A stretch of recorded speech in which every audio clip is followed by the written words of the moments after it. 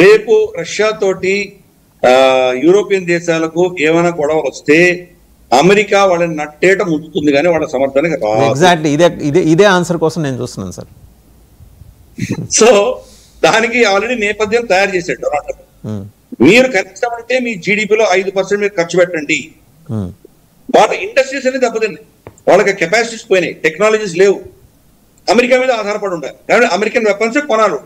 5% GDP అంటే అమెరికాలో ఉన్నటువంటి డిఫెన్స్ ఇండస్ట్రియల్ కాంప్లెక్స్ ని వీళ్ళు పెట్టి పోషించారు. 1%, 2% ఇవే వాళ్ళు ఖర్చు పెట్టుకుంటారు. 2% కూడా ఖర్చు పెట్టినట్టు చాలా తక్కువ దేశాలు ఉన్నాయి. మినిమం 5% ఖర్చు పెట్టకపోతే నేను సపోర్ట్ అన్నట్టు. రేపు నిజంగా వాళ్ళ ఇద్దరి మధ్యలో గొడవ అయితే వస్తాడా?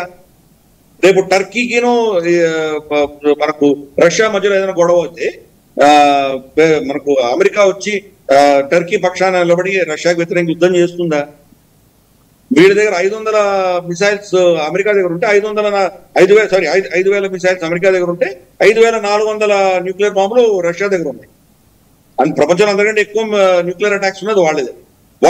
రష్యా ఏం చేసిందంటే కనుక వాళ్ళకి తెలుసు ఎప్పుడో వాళ్ళ మీద న్యూక్లియర్ అటాక్ అవుతుంది. సపోజ్ మాస్కో మీద న్యూక్లియర్ అటాక్ చేసి మాస్కోలో అందరూ చనిపోయారు అనుకుందాం, వ్లాడిమిర్ పుటిన్ లేడు, ఎవరైనా చనిపోయారు అనుకుందాం.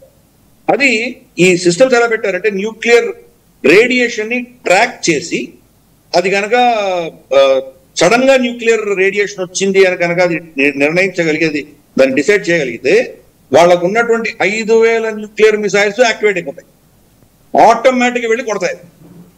కాబట్టి రష్యాని ఎవరు ముట్టలేదు. ఈ విషయంగా అర్థం చేసుకోవాలి.